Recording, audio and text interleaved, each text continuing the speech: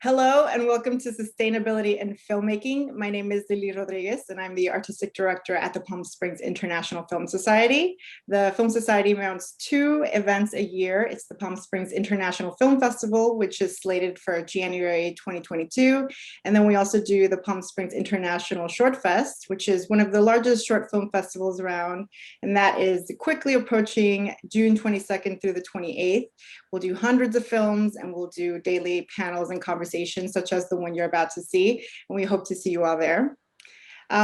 Today we are looking at what environmental sustainability in filmmaking looks like, why it's important, and hopefully we all leave with a better understanding of how we can incorporate better practices into our film sets. And if you're an audience or you're just wanting to learn more, hopefully you get a better perspective of what Hollywood and filmmaking has to do with the environment. I am joined by an incredible panel of industry experts. With me are Emellie O'Brien, founder and CEO of Earth Angel, a full-service screen production partner working to create eco-friendly sets. Hi, Emellie. Hi there. I'm also joined by Janet Han Vissering, Senior Vice President of Development and Production at National Geographic. Hi, Janet. Hello. And last but certainly not least, I'm joined by Lydia Dean Pilcher, founder of production company Cinemosaic and co-founder of PGA Green and greenproductionguide.com. Hi, Lydia. Hello. And thank you again for lending us your time and your knowledge today. So I think it's safe to say that the general public, and I include myself in this as well, we don't think a whole lot about the relationship between filmmaking and the environment. And I say this even for those of us who watch a ton of environmental documentaries or films, right? We think of Hollywood as being, having this reputation of being eco-friendly, award shows, doing vegan menus, etc. And yet there's this whole other side of the industry that is not talked about, and that's the carbon footprint. I'd like to start off by asking, first of all, so what resources does it take to create a film or TV show? And maybe Lydia, you can start us off with that. Well, I think, every production is different. And so the real challenge in our industry is to create strategies to adapt and adjust for each specific production. I work with the greenproductionguide.com. It's a collaboration between the Producers Guild of America Foundation and the Sustainable Production Alliance, which is 11 studio partners. And one of the things which has just been released is a benchmark report to see which are the highest impact areas of production. And it really is, power and transportation. Those are the two heaviest hitting items. I mean, Emellie has a lot of, slides and graphics and tools that also show different ways that different things that we do can create impact. But I think that, when you start a production, the best thing to do is to really analyze, what your best strategic plan can be for your specific production. So are you on location? Are you mostly in the studio? Are you, are you blowing up lots of stuff? Or is it a period costume drama? And, depending on what the bent is of your production, it's going to really lead you to the places where you want to really shore up your most important strategies. Emellie, what other resources are used up on sets?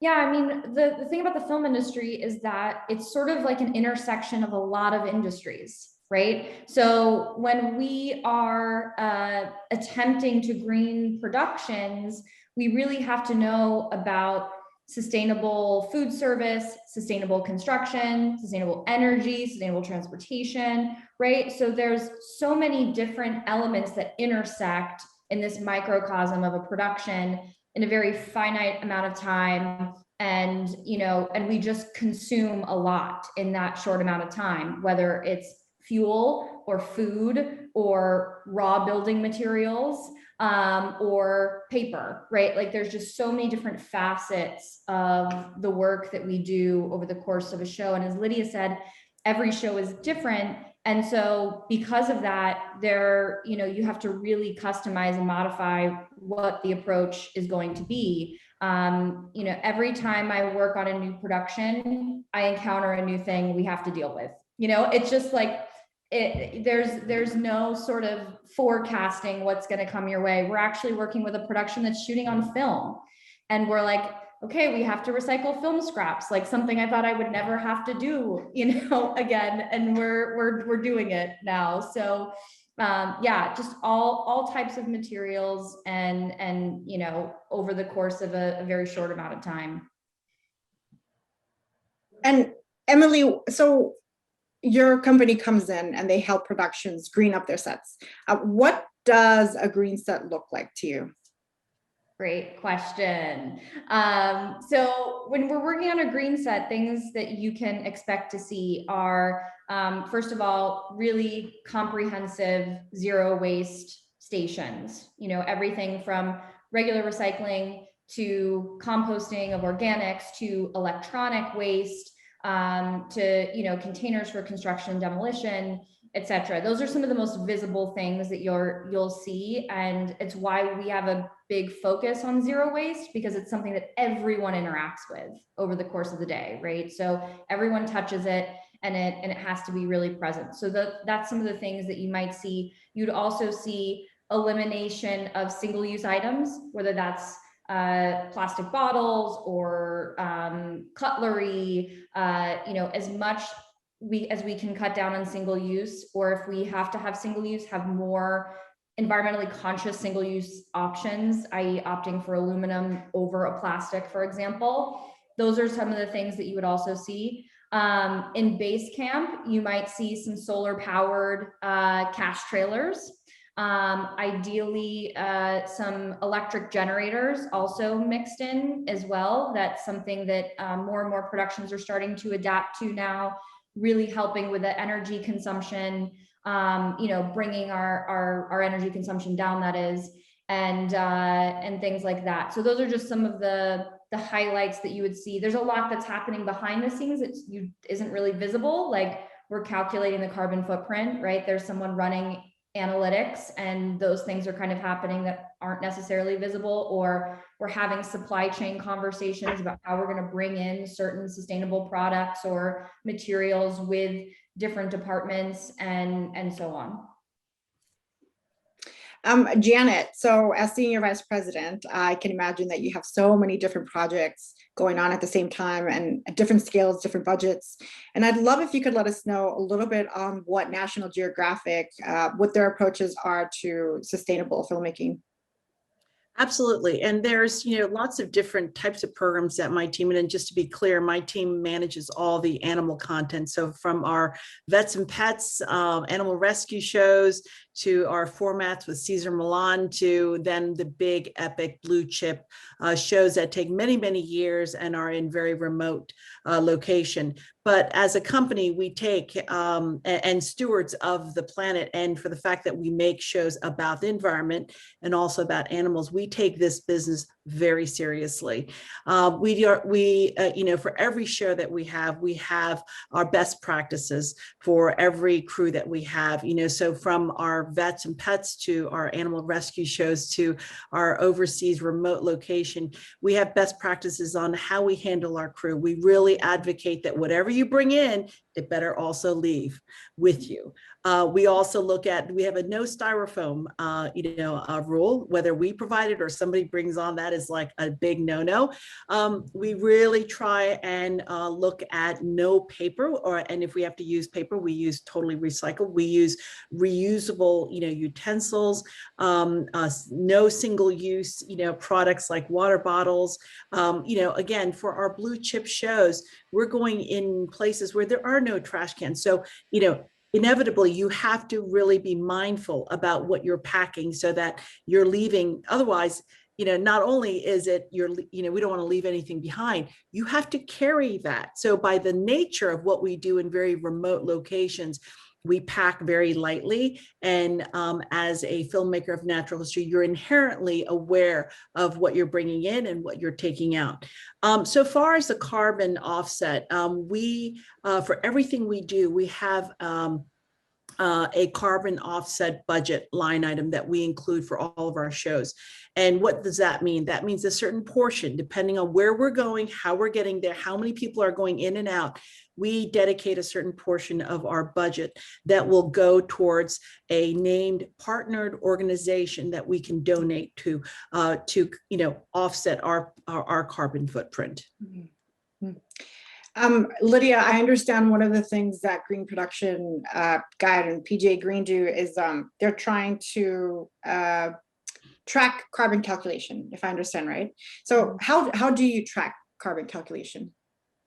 Well, if you go to greenproductionguide.com, there's a downloadable carbon calculator, and it works. Your accounting department will take this and they will input the information from all of the accounting and the receipts. There's sort of a tagging and a coding process.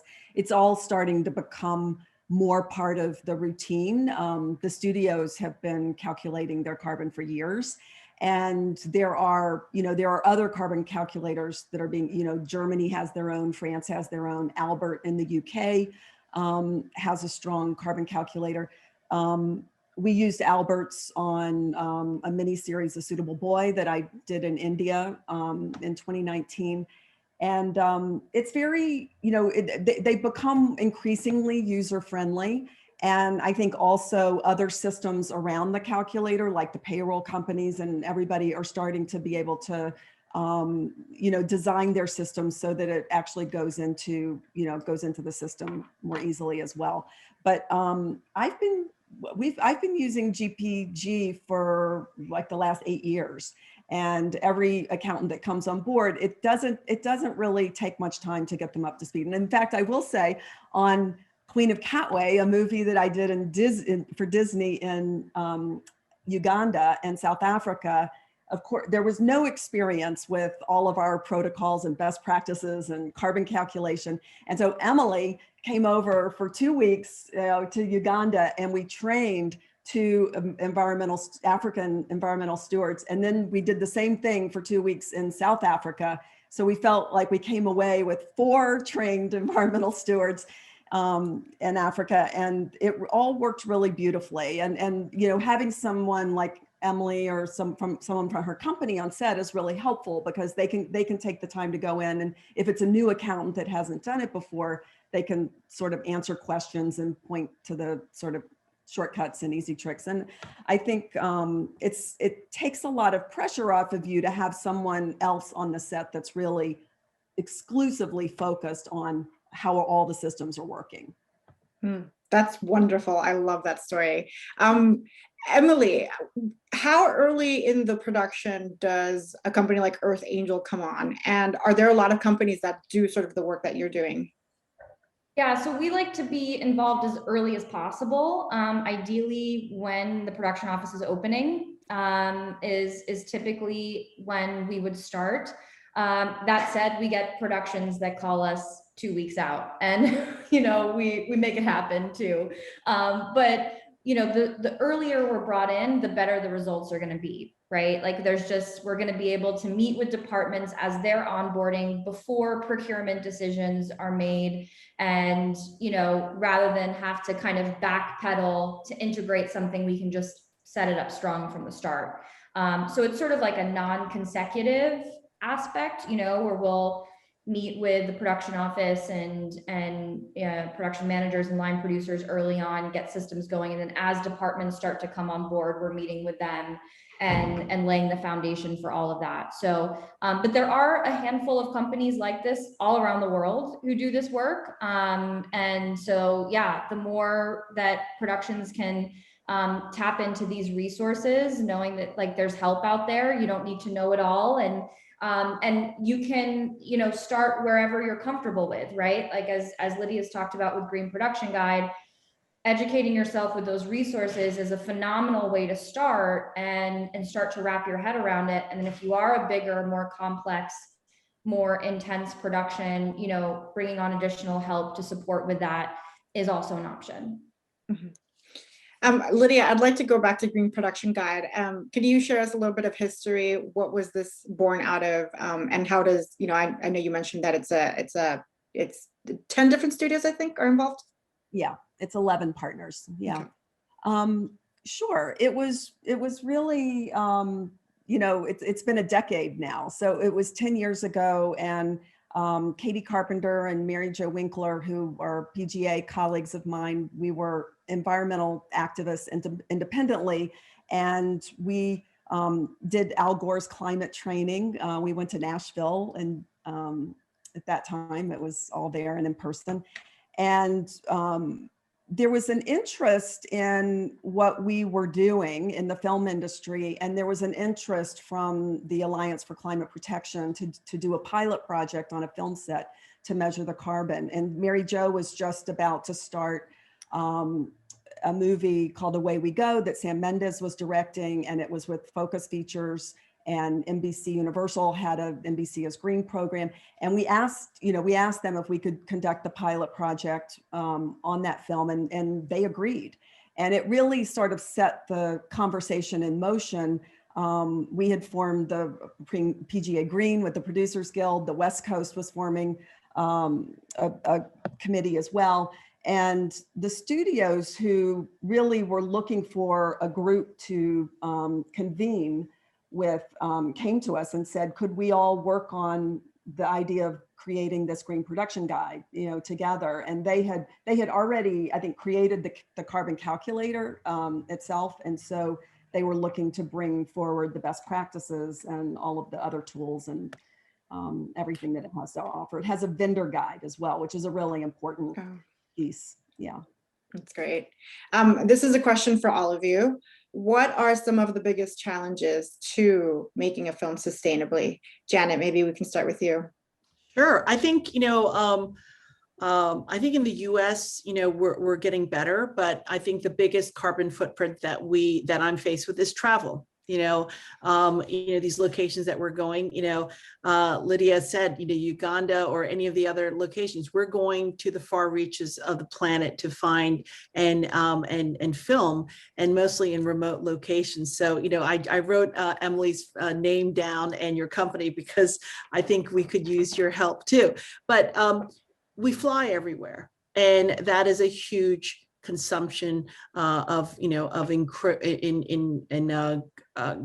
gaining a lot of carbon footprint. So again, we try to offset it within our budget. But one of the biggest thing, and this goes also, maybe I'm jumping ahead, but we find that if we can encourage local talent to rise, if we can find filmmakers that can meet, the talent level that we're looking for, that means you don't have to fly everywhere. And we knew that there was a need. And I think, over the last 2 years, we created a program, 2 areas. One's called Field Ready, which is about finding, folks from in-country filmmakers, young filmmakers who want to learn, who become secondary assistants on our shows and are mentored.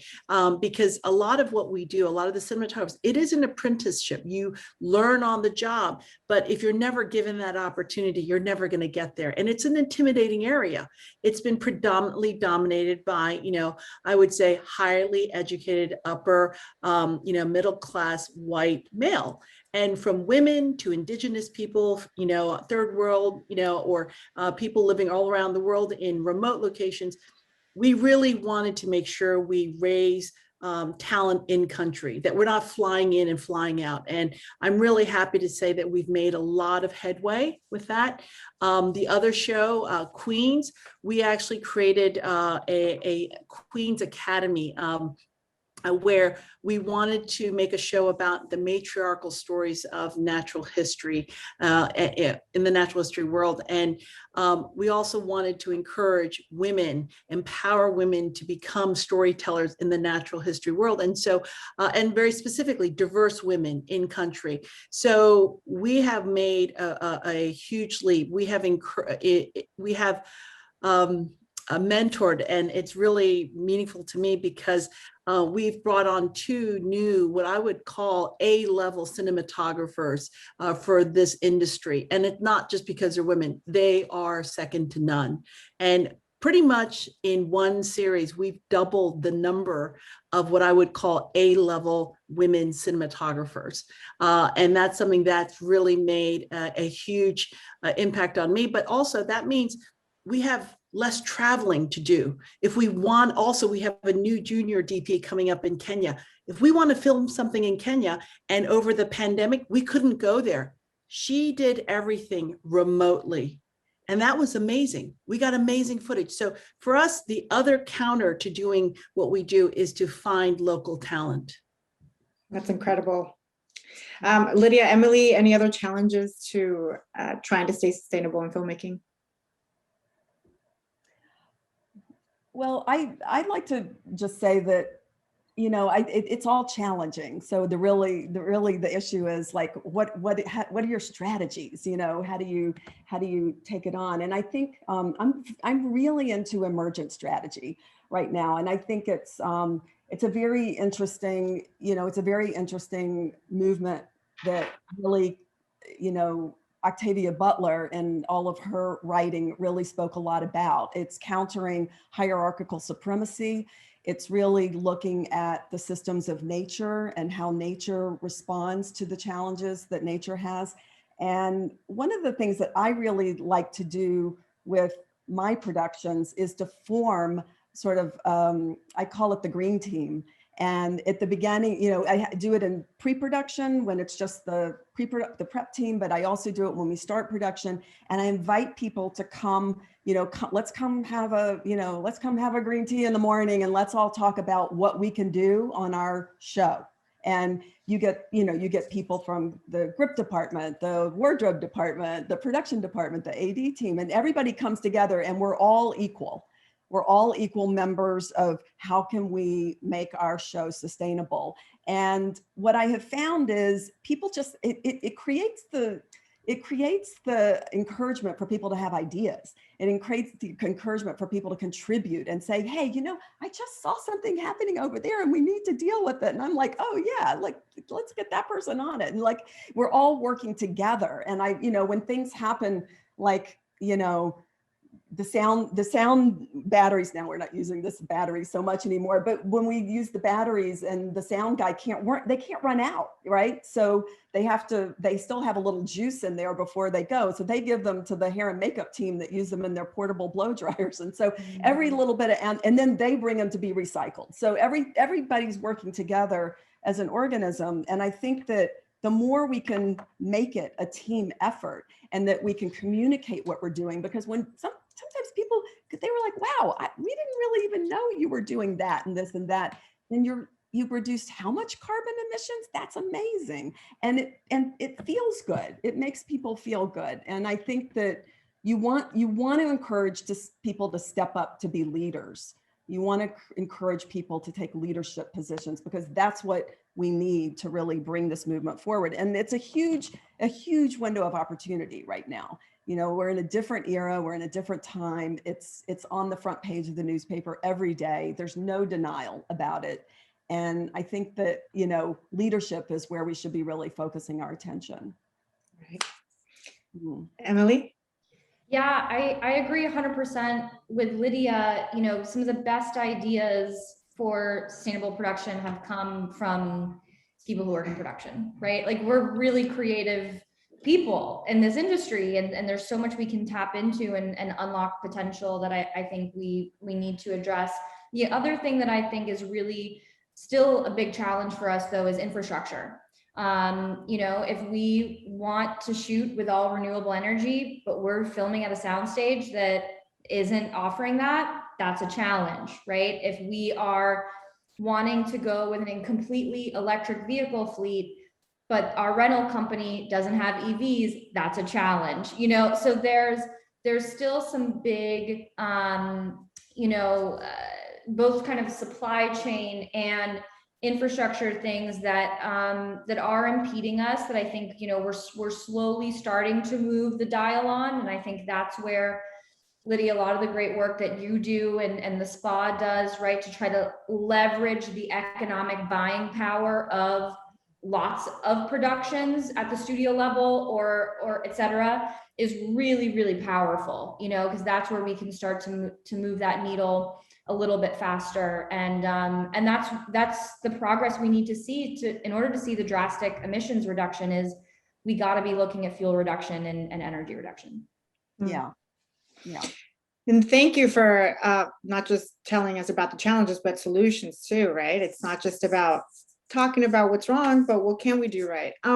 So one of the things I can't help but wonder, even in, you know, trying to support my local restaurants during COVID, eating out, all the stuff that comes with it. And I can't even imagine what it's like to try to make a film and think about sustainability at the same time. How has COVID affected the sustainability practices on sets today? If any of you can chime in on that. I can chime in really quickly here. Actually, like I mentioned, because we were on lockdown, the world was in lockdown. Something great came out of that. You know, you as filmmakers and as artists, you know, you say, no, only I can go and do this. Only I am able to get that perfect footage. And what we learned was there are people out there who don't have to take a plane to get there. Or instead of taking 8 people, we might only need to take 2.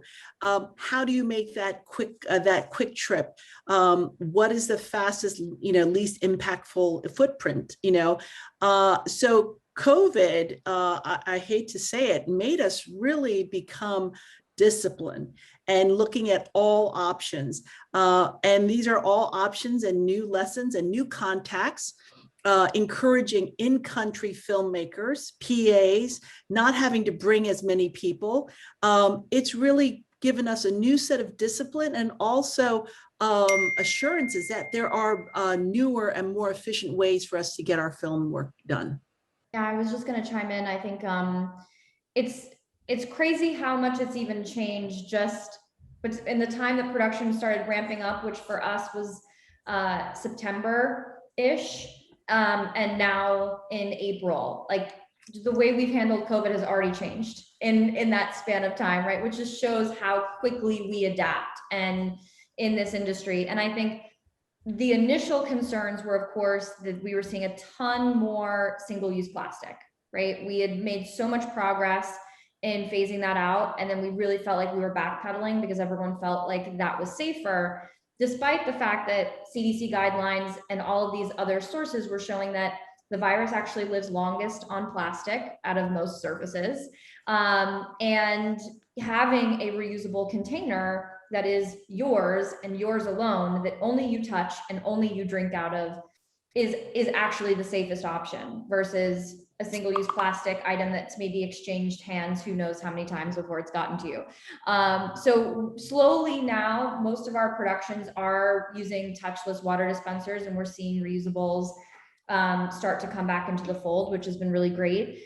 We've also seen productions radically shift to digital workflow solutions so fast. And this to me is a huge triumph because it's something we've been pushing for a long time. And then all of a sudden, out of necessity, we have to make all of our workflows digital. And so I think that is a huge, bonus, honestly, of us needing to make these adaptations. I think there's still other things that are tricky, with all the testing and the PPE. Like there's still, some much more waste than I think that there was in that regard in terms of the medical waste that we're still trying to navigate. And also I think the transportation of it too, it's made our transportation fleets go up because we can't put as many people in a Sprinter van as we used to be able to. We have to split people up more. So we are having to have more vehicles and so forth. So, there have been aspects that have made it more challenging. And then there have been aspects that have also encouraged growth. So, I think as we see the light at the end of the tunnel here, that's something to look forward to. But my big takeaway is just that if we saw how quickly we adapted the ways that we produce film and television to adapt to this virus, we need to mobilize in that same fashion with climate, right? We need to meet it with the same level of urgency. You know, we've shown what's possible in times of COVID. Let's carry that same sense of urgency into producing sustainably. This is a question about content, and I was going to talk, Janet, it's for you, but anyone can chime in, and Lydia, you're as a producer as well. We've talked a lot about the production side of filmmaking, but of course there are also the stories we tell. And Janet, I wonder if you can let us know how National Geographic furthers this mission through their content.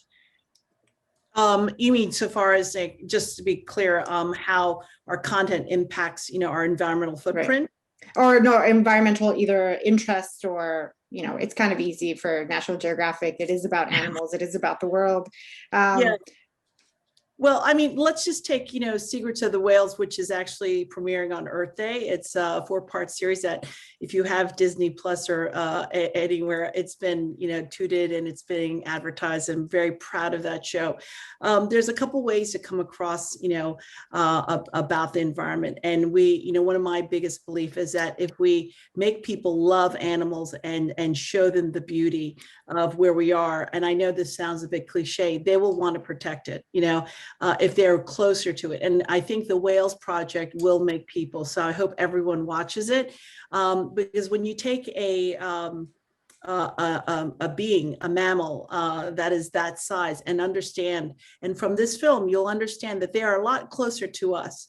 And the tagline says, they mourn, they play, they laugh like us.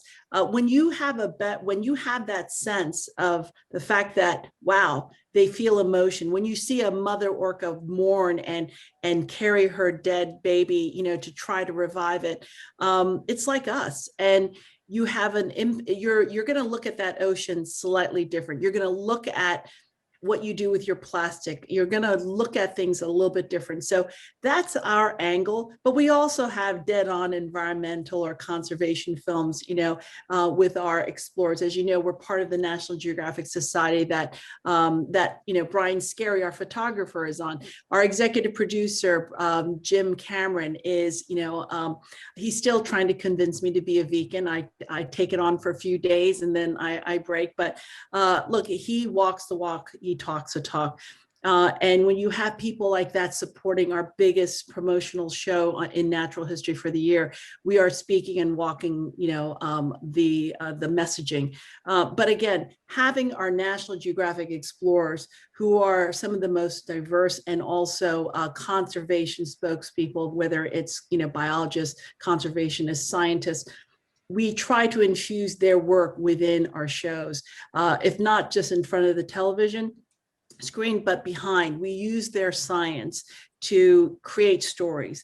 So it's a multifaceted angle on how we try to incorporate conservation and environmental sustainability. Lydia, Emellie, does your interest in sustainability inform the sort of stories that you choose to tell? Yeah, I produced and co-directed a film called Radium Girls, which is on Netflix now, and it was it's a great example of my wanting to sort of marry my environmental passion with my storytelling career. It stars Joey King and Abby Quinn. Lily Tomlin's our executive producer, and it's a dramatic feature about these two teenage girls in the 1920s who were working at a radium factory, painting glow-in-the-dark watch dials, lip pointing the brushes, and then getting sick. And it's a story of, the corporation knew it, but was diagnosing the girls with syphilis, and they, as teenagers, decided to really take on the corporation and file a lawsuit. And it's an interesting. It's interesting because, radium is one of these forever chemicals like the PSIFS, toxic chemicals that are out there today, and they don't really go away. Radium has a life of 1,000 years, so it's still in our environment. But what was great about making the movie as well was that it's used as an organizing tool by all different kinds of environmental groups all over the country, and it's been tremendously satisfying. We did a social impact campaign with the Sierra Club, And we have a petition for the new EPA. We're going to do another surge with the campaign in the next couple of months as legislation starts to come forward from the Biden-Harris administration. We're planning an event that's coming up with the Cape Fear cleanup in Wilmington, North Carolina. And we've, collaborated with Erin Brockovich and other activists as well. So, I mean, groups from the National Coalition of Labor Union Women, because it affects worker safety, to,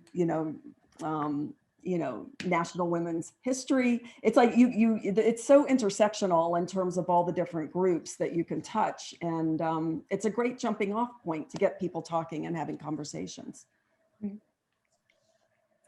Agreed. And I'm not particularly producing content and storytelling, but I will say that I think that there's an incredible opportunity for us as an industry, as storytellers, to elevate the awareness on these issues and also paint the picture of the sustainable world we want to live in. What I get really excited by is when I see environmental content or the climate crisis being portrayed in ways that aren't just environmental apocalypse, because I think if we just bombard people with doom and gloom constantly, it's going to be really challenging to motivate, and what you were saying, Janet, about, showing them the beauty so that they feel compelled to want to conserve and protect the beauty. I think similarly, we need to show clean energy on screens and just make it seem like it's the coolest thing ever, right? Like we are culture shifters in our industry, right? We need to take that responsibility seriously when it comes to the climate crisis and really the future of humanity. It's a tall order, but I think that we can do it. I think that we're more than capable. Absolutely. Lydia, you mentioned a little bit, or you alluded to something that deals with my next question. Is there any legislation or are there any incentives currently to promote more sustainable practices within the industry? We're all kind of sitting on the edge of our seat and watching and waiting and listening. And I think that, a lot of the tech companies, and some of them are also involved in the movie making industry, are really also looking at all of these different aspects and components of regulation. I mean, you've got the VP of Apple, who was a former EPA executive. I think I think that everyone feels that that regulation is coming and mandates are coming, and that's why stretching our muscles in this carbon calculating, exercise and really understanding our carbon emissions is so important. So that kind of carbon literacy is a really important piece of what we do, and that kind of education and making sure that our crews and our productions have that kind of knowledge base as well. I think that there's more that we can do to leverage knowledge and innovation from other sectors. And I think that that's also, something that the studios are looking at as well. I mean, it's an exciting time, but I think that, listen, I think those of us who are on the activist side of it, we welcome more regulation and control. We need it. There is, the horse is just way out of the barn, and there's so much that needs to happen to get it, to bring us back into where we need to be. Are there any incentives that filmmakers could take advantage of that would help them, make more sustainable choices? Do you mean like in the tax? Yeah, like tax credits or anything like that you know of? It gets talked about quite a bit. I'm aware of some local municipalities that have those kinds of incentives. In New York, we have something in the city, and I know that in other countries, in European countries, there's some countries that also offer incentives. It's a bit tricky because it goes. There's a lot of sort of compliance that has to go with it too. But I think the time has come. I really do think the time has come that these conversations will be coming forward in a much more aggressive way. Mm-hmm. You're absolutely right. I don't know that. I mean, we always look for tax incentives and refunds, and always to manage our budgets well. And I think the only one that I can remember is Vancouver, where they actually help offset some of your permitting fees if you are using batteries versus a diesel generator.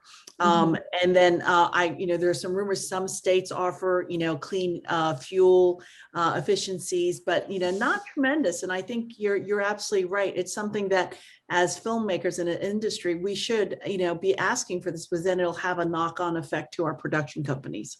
Mm-hmm. Yeah. Since you've all started in the industry, what sort of changes have you seen? And it's getting better, I think, yeah? Yeah. Anything that you want to talk about? Well, I know that for instance, even just in the last couple of years, there are no water bottles. I mean, I used to remember going to the chest of, on location, there'd be super big mega chests of like Diet Coke, water. That doesn't exist anymore. Everybody has water bottle. And what we did for some of our crews, we actually, we link sustainable, reusable water bottle, websites that, we approve, so that, when they're crewing up and they're buying, all of their supplies, they're buying things like flat. The one I love is like the roll up flat water bottles that you can put on a carabiner that you can just hang off and then, roll it back out. And, every morning we just roll down and fill those up. And I like the fact that we can find water sources, in location. It's provided for us. So, I would say like the bottled water is probably the biggest change. I also know, like in our catering line, everything is, recyclable. We're not buying like, food that, is packed in saran wrap and then put in like the paper line, plastic line foil. It comes en masse. Now, of course, a lot of that has changed due to COVID, but yeah, we're being very mindful. Like, again, in the last 3-4 years, I've seen a huge change, which is all very good.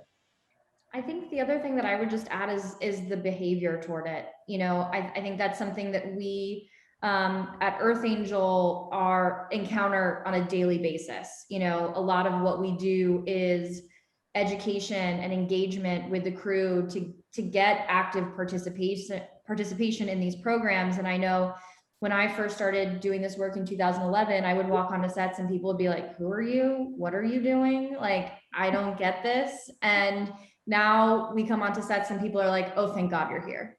It's really a big shift that I think has happened where, anytime you're introducing a new way of working to someone, especially people who work 12, 13, 14 hours a day under many sort of like other constraints, I understand the reluctance. People feel like, oh, it's just another thing I have to deal with on top of all these other like production demands.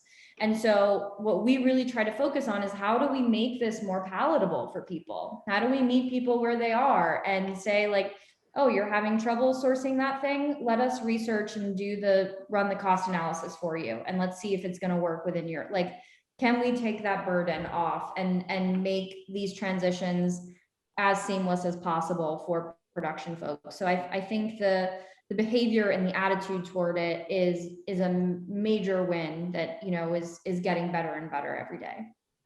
So we're almost out of time, and I'd love it if to leave us on a good note, if you could all share with us at least one tip that filmmakers can change on their sets, however small that is.